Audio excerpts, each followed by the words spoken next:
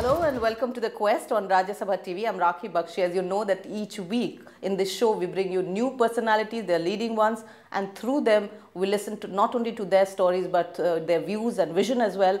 And it's been a very inspirational journey. What a journey it has been. More than 130 episodes we've done with you, and every time it's an interesting insight that we get. And now again a very special guest with us. He's a member of Parliament from Rajya Sabha, Mr. Rajeev Chandrasekhar. I welcome you to the show. Thank you, Rakhee. You know, it all began that I thought of really talking to you about this campaign, which is very, very important against child sexual abuse. Right. But how long had it been that, you know, you started it all, and how? I am obviously known more in Parliament for my interventions on digital India, governance, corruption, things like that. So this is a bit of an unusual thing for me to take up.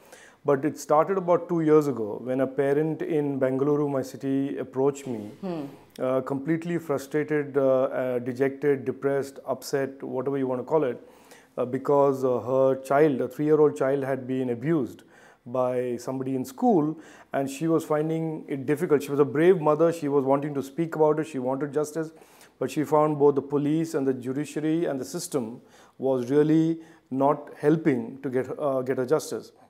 It is then that I started exploring this issue, understanding the issue, and realized that A, child sexual abuse is not aberrational, it is not rare, it's not exceptional, rather it's very, very widespread. And B, the government and the systemic response to that is extremely patchy, very poor and very inconsistent, leaving victims helpless and leaving the criminals free, which is the worst kind of a situation. Which came in, which were protected against child sexual offences. Yeah. You know, India's problem has never been about laws and acts. We have a huge book of laws, and they keep increasing every session of Parliament. We add laws to the statute book. So I don't think it's about laws. I think it's always been about institutional response, enforcement of law, and when laws don't work, a review of the law and amending the law, improving the law. POCSO is 3 years old. It's a 3-year-old act, Prevention of Child Sexual Offences Act. It was passed by Parliament with very little debate, and the act is in large parts very good, but the implementation of the act is very, very poor, and there are parts of the act that are vague in terms of, for example, holding accountable school managements for the safety of children. The act is silent on it. So I think it's time for a review of the act.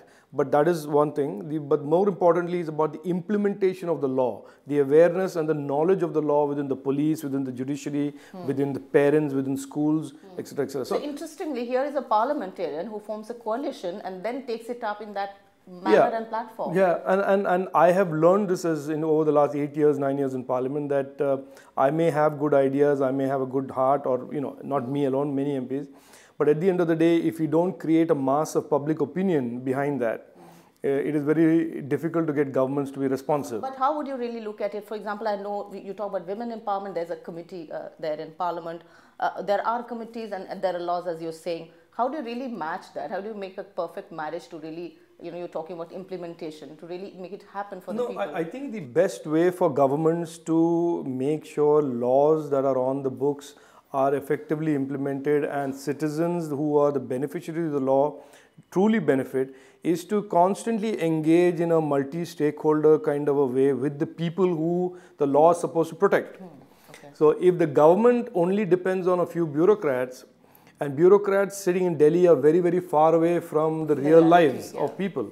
So unless you create a model where there is a sustained engagement between people and the government administrative machinery, which is what I'm suggesting even for in the issue of child sexual abuse, that there should be a coalition of Indian organizations who are all concerned about the same thing, which is to protect our children, working with the government who is also interested in protecting our children. And is the ministry helping you? No, I think we met the minister 2 days ago. We handed over those 2 lakh petitions. We told her about the open house.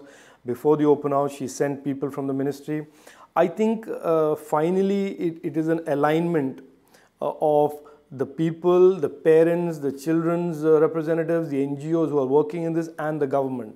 Because there is no need for us to be a confrontational situation. Because when two sides fight over an issue, the victim is always the one that suffers. Yeah. So I have encouraged this concept that we may not like some things that the government does or does not do. Government may not like some things that the NGOs do or do not do. But the differences we can leave aside, and like Atalji used to say, kind of yeah, exactly, work on our common objective, which is to keep the Indian child safe. Related to this is that JJ Act, Juvenile Justice Act. What would you say about that? No, Again, I have serious views on the way Juvenile Justice Act deals with children. I mean, I don't think because there are children who are criminals, all children are criminals. And I think it is very important for us to realize as adults that childhood is the most formative period of an individual. And it has to be a childhood of care, it has to be a childhood of safety, it has to be a childhood of nourishment and nutrition, and there's a childhood of mental growth.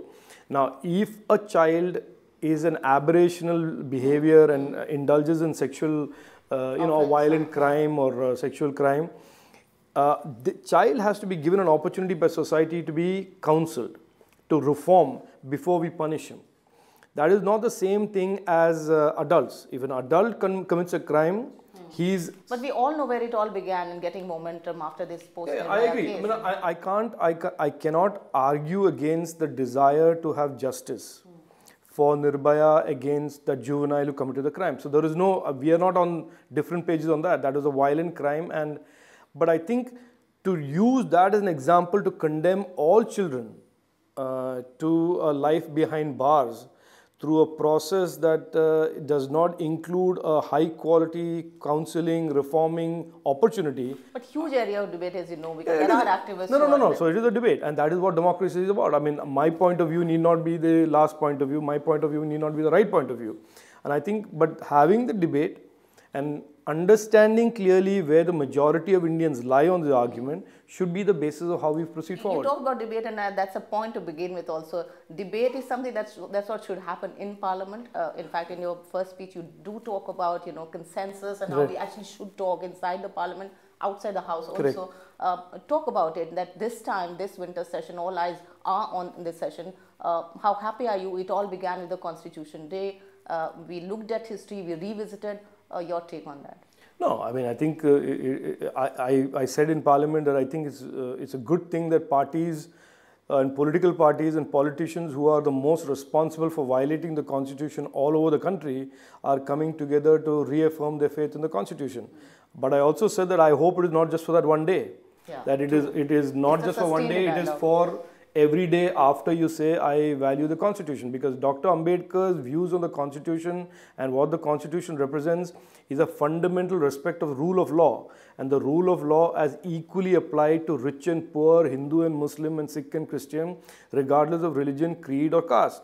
So that is not being practiced. But do you think it reinforces? Do you think this kind of at least a debate in I Parliament? think if media and people like us and the citizenry keep reminding politicians कि आप जब आके हमें divide करने की कोशिश करते हैं, हम आपको कॉन्स्टिट्यूशन दिखा के कहेंगे कि देखो कॉन्स्टिट्यूशन पढ़ो. So we must tell them, put the Constitution up to them as a mirror and say, look into this Constitution that you just reaffirm faith to. So the fact that it was debated, discussed, or at least looked at, I mean, as a parliamentarian... I think very good, because I said that. I said it is a delicious irony that in Parliament, the same people who had Section 66A in the IT Act that muzzled freedom of expression are now celebrating freedom of expression. So, ya to niyat has changed or something has happened. Whatever it is, it's good for the country. But I only hope that this remains intact beyond the 26th of November. We are at a time when we're really talking about our country and nation and this whole idea of India. How would you really look at it this time? That I think we don't need any great definition of the idea of India. Our founding fathers, Dr. Ambedkar, Sardar Vallabhbhai Patel, Jawaharlal Nehru, Mahatma Gandhi ji, all of them are very clear about the idea of India. All of the pictures in my office of people who have served the nation with dignity and passion and pride, these are all, this is the idea of India. That India. The fact that we need to really talk about it strongly. No, my own view on this, Rakhee, is that most Indians know what the idea of India is. It is the political class and the bureaucratic class that need to understand what the idea of India is. They seem to have forgotten. They seem to have put self-interest and political interest ahead of national interest.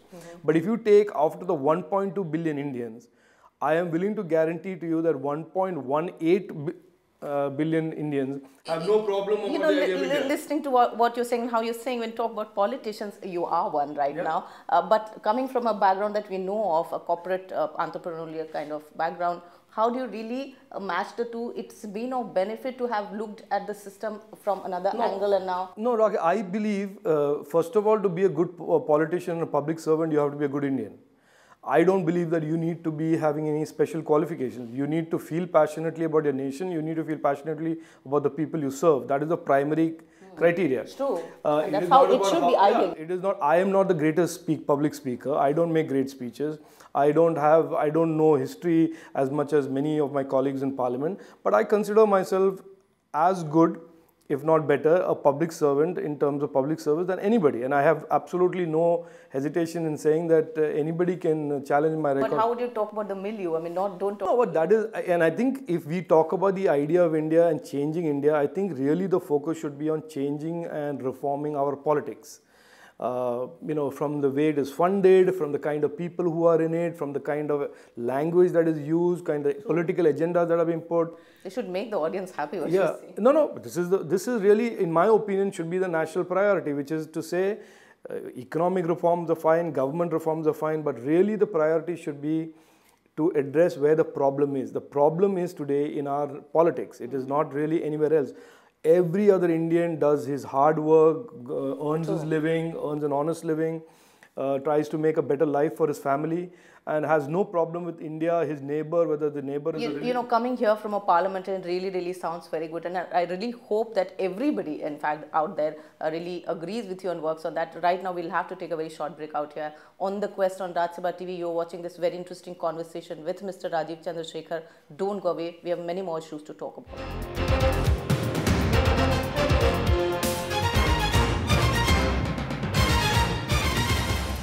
Welcome back to the show. You are watching The Quest on Rajya Sabha TV, and right now we are talking to Mr. Rajeev Chandrasekhar. So talking again about the Parliament, the need to have consensus, is very important, especially now that we know, talking about these important bills, GST for example, very important.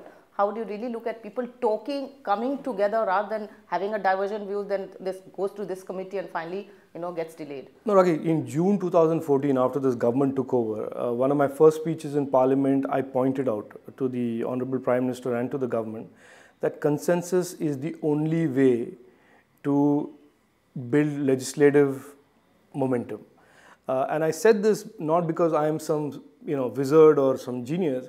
I said this because I saw in the UPA government's time that important bills could not be pushed through because of a certain arrogance within the government.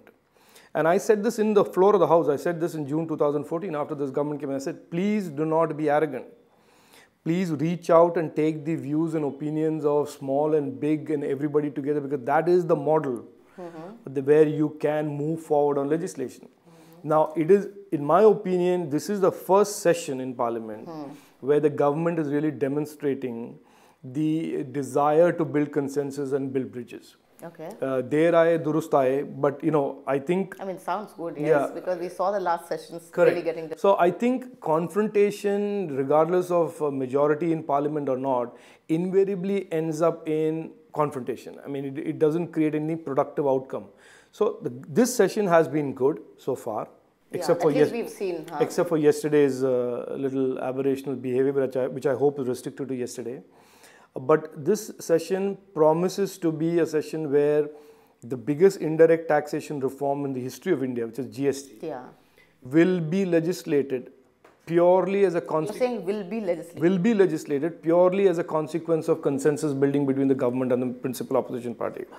If it happens, what has changed according to you? No, it is. I think what has changed is the government's desire to reach out and talk consensus. The language of consensus has to be a language that has been initiated by government. It cannot be initiated by the opposition. We saw some of the important leaders from both sides. Yeah, so, and that I think is not a bad thing. You may have political differences. You may dislike each other intensely. You may dislike each other's ideologies intensely. But for the sake of the country and for the sake of some very important legislation, when two political formations come together, it is only a good thing, and people will admire politicians for that. But if you keep fighting and sniping, people say, "Ye to politics hai." Some other interesting ones, like whether you talk about Real Estate Regulation Act or Whistleblowers Act, also very important. Yes. How much you see the light for the day for these?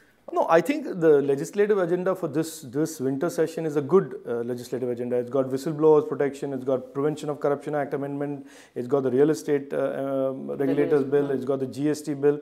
If these four bills, for example, only these four bills are introduced and passed, you have two that directly impact the economy, GST and the real estate regulatory bill. And in the real estate regulatory bill, particularly, it impacts and protects consumers. So it targets the consumers of India, real estate consumers of India who have been frauded and defrauded for many, many years by builders. So it protects them as well as creates an investment climate. But we know the kind of pressures both these very important bills involve. And so that is why it is important for it to be debated, so that people of India will watch the debate and say, kahan pressure hai, kisko pressure hai. It's a good bill. I was on the committee, select committee for it.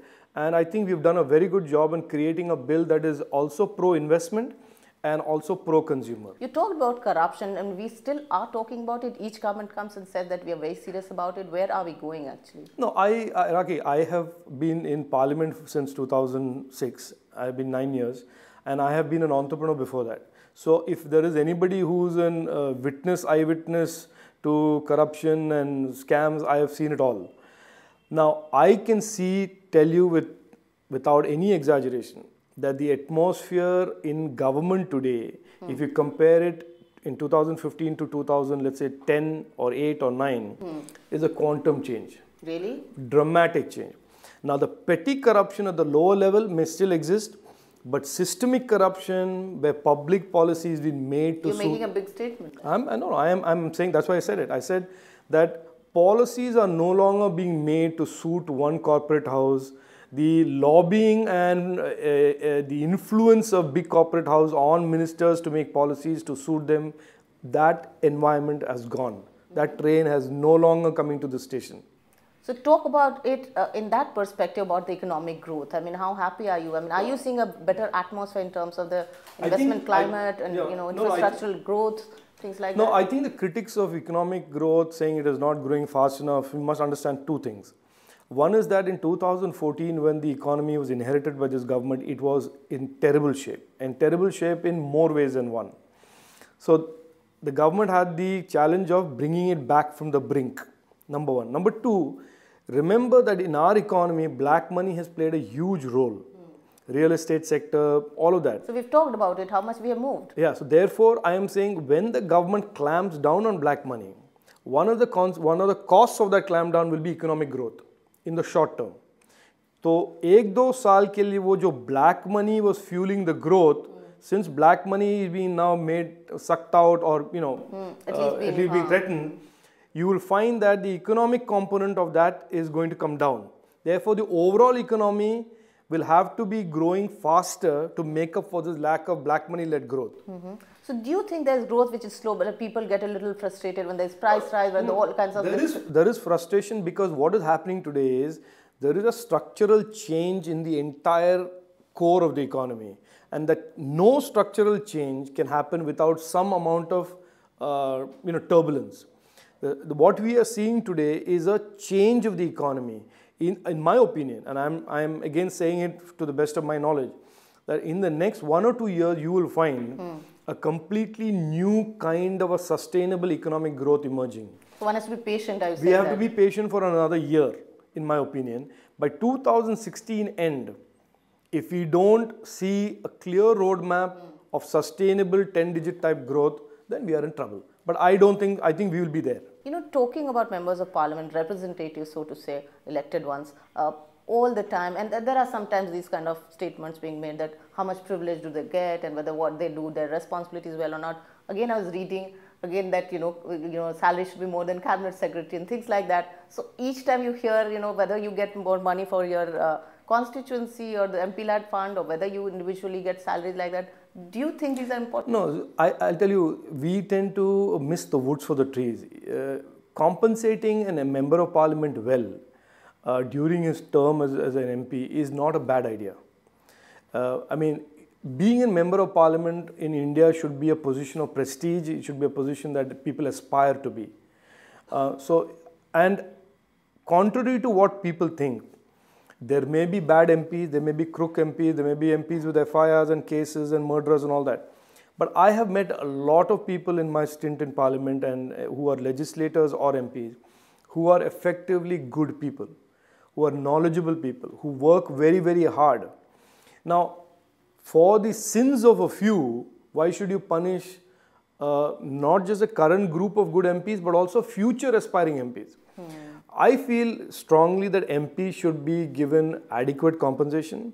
They should be given facilities for research. They should be given offices. They should be allowed to perform without having to worry कि अगला meal कहाँ से मिलेगा? Should I get corrupt to feed my family? Somebody not believe when you're saying that. No, I'm a lot of things I find very difficult to convince people, but I say it because I believe in it, and I can only say what I believe. I can't say things to suit somebody. Yeah. I think that is the way we should go to create a higher quality of members of parliament by rewarding them better and making it worth their while to leave a job, leave a profession and becoming a member of parliament for 5 years. कि नहीं, you will not become a multi-millionaire, but भूखे तो नहीं मरोगे आप, you know. Yeah. Talking about this issue again, intolerance also got debated finally. And how would you look at it? This whole idea of again coming together, harmony, and the need to talk about it and need to work on it actually, because of the things that we saw. First of all, there are 2-3 things here. One is that I don't subscribe to the theory that put out by some people in government that we should ignore this debate on intolerance. I think even if one person in India says, I feel I am being victimized, it is the government's duty to listen to that person. Whether it's right or wrong, after listening you can decide. So we must be concerned and sensitive as government and MPs towards anybody who says कि मैं victimized हो रहा हूँ, हो रही हूँ. Yeah. Okay, so that is our obligation, it's our job, it's our duty. But having said that, intolerance should not become just a political slogan, which is what it is becoming. Because if you look at this, there is a delicious irony in some of the opposition members screaming about intolerance. Because there are political parties who have, for example, used violence as a political tool for decades in Kerala and West Bengal. Who was giving the food to political parties because of the recent happenings that we saw, whether it came from the art fraternity, artistic, or now. That is why I'm saying I am not a big fan of intellectuals making these points and expecting to be believed just because they're intellectuals. I mean, we all know that politics and politicians have corroded every sphere. So, while I am not disputing the fact that some people may feel worried or Amir Khan's wife may want to leave the country or whatever, that is all up to them. Which according to is not good, of course. No. I don't have. How can I pass judgment on whether Amir Khan's wife wants to leave the country? If she wants to leave, she can leave. That's her freedom of choice. But when she says that, I think we should not dismiss it off and say कि वो जानती नहीं है कुछ. It is the government's obligations to understand why is she worried. Is she worried because she has no faith in the local police? Is she worried because she has no faith in the local judiciary? True. Is she worried that if a mob comes outside her house that the police will not protect her? Should we really looked into that? Yeah, exactly. And finally, as we were almost wrapping up on governance, and you've been very, keenly you're looking at it, and Namma, Bengaluru, and smart cities that we're also talking about. Do you think we are really talking sense when we talk about governance now? No, I think we are talking, let's say, more sense than we were talking in the past as a people. I think governance and improving governance has become an issue for people of India, which was not true 5-10 years ago. 5 or 10 years ago, a politician could just get away by saying, मैं एक और scheme announce कर रहा हूँ, एक program announce कर रहा हूँ, road बना दूँगा, flyover बना दूँगा. Today, people are saying, getting a little bit more sophisticated in what they expect from their government. They want better governance. They want more transparency in how public money is used, how contracts are awarded. And there is a distinction between a good minister and a bad minister. Not an upper caste minister or lower caste minister or a Hindu minister or a Muslim minister. I think we should get out of that. I think Indians are now beginning to engage in a conversation about their expectation of good government. And finally, a little on a personal note, somebody, as you were brought up in this whole background of father in being in Air Force, to communications, to telephony, to entrepreneur, to now in politics and parliament. How have you seen your own life? No, I think every opportunity that God has given me, I have tried to do the best of my ability. I've enjoyed everything, and for me that is very important, that if I don't enjoy something, I stopped doing it. And That's as an quest? MP today, I'm enjoying it. Yeah. That's your quest? Yeah, that is my quest, to do good. Thank you so much. Thank you, Rakhee. Thank you. On Rajya Sabha. All the very best for all the things you're doing, especially I think children are very important, and I must say again. Oh, I'll stand by it. Thank you. Thank you so much. And that was Mr. Rajeev Chandrasekhar talking to us on range of issues on Rajya Sabha TV on your show, which is The Quest. And hope you like this particular edition of The Quest on Rajya Sabha TV. Namaskar and bye-bye.